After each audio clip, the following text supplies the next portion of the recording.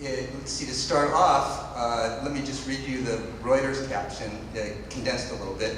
Gold medalist Team Russia kiss and celebrate at the women's 4x400 meter relay victory ceremony during the World Athletic Championships in Moscow, August 17, 2013.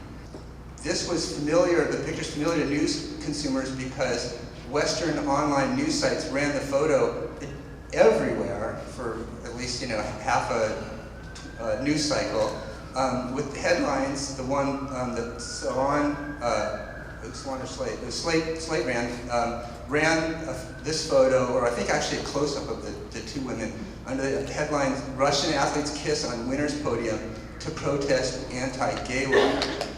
And the photo circulated about a week after President Putin signed the anti-gay law, and I think also in that 1 or 2 week period, there was also starting to be some controversy about Sochi and how and to what extent athletes would be able to show any kind of imagery on their uniforms in protest of their anti-gay policy. What was really interesting, though, is that, and people didn't run corrections until a day later, and by then, these things get associated, the image, to a particular context, and then the next day it's kind of like water under the bridge. But first of all, the two women were saying, we didn't have any political agenda. In fact, we don't even know where this is coming from. We don't know what anybody's talking about here. We're both happily married. It's like, this is just bizarre. And so then what's interesting, and in a way I intentionally didn't bring the video for you to see, because it's also instructive to know how these images are so indelible once you get them in your head, even if you know what really happened, because when you look at the video of this, and it was not easy to find, by the way, what you see are the women on the winner's stand, and they've been awarded their medals, and they're waving, and then right at the second where they are all celebrated by the crowd, there was these really quick kisses, these little pecks that went like that, between all four of them. I mean, I personally, as a wire photographer who's shooting, 5-6 days a week, probably filing, 300, 400, 500 images a week to the wire.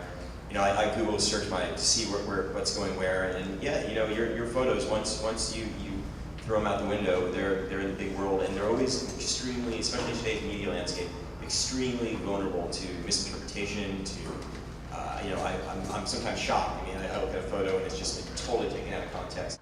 I think that the story was so prominent that week in that we were seeing a lot of pictures from Moscow of people protesting with rainbow flags, and everything kind of looked the same.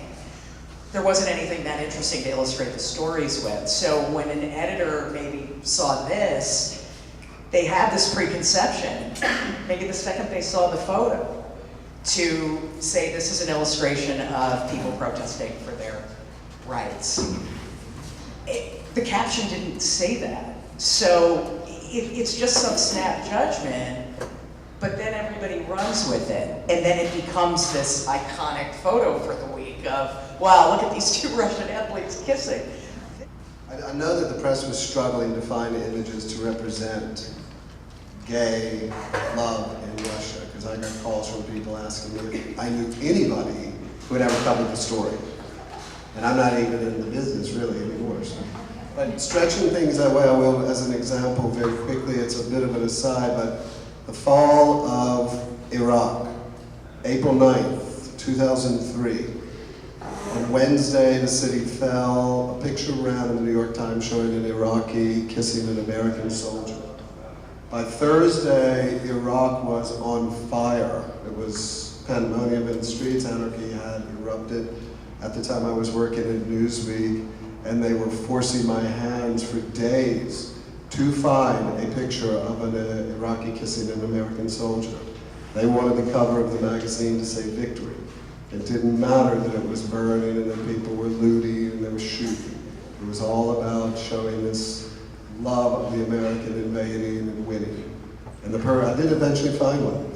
And I've never been forgiven by the photographer, ever. So we still laugh about it. But no one else I knew calling to find that picture really had it. But they wanted it, so no matter what the circumstances, that was going to be their cover, and it's still their cover. I should also say US News ran that cover, and they just had to have it that way. And it was inaccurate. Pictures mean what we want them to mean, and the picture serves its purpose extremely well. And whatever the women's intentions, I think they've served a very important cause extremely well. I think it was Susan Sontag in Regarding the Pain of Others says that, a picture changes nothing. What changes something is us. When a picture is co-opted by an existing political movement or a social movement, then it gathers force. The picture in itself is what we want it to mean, and in this instance, I'm very happy that it was taken up, and whether it was interpreted correctly or incorrectly, I think it was an important message that has gone around.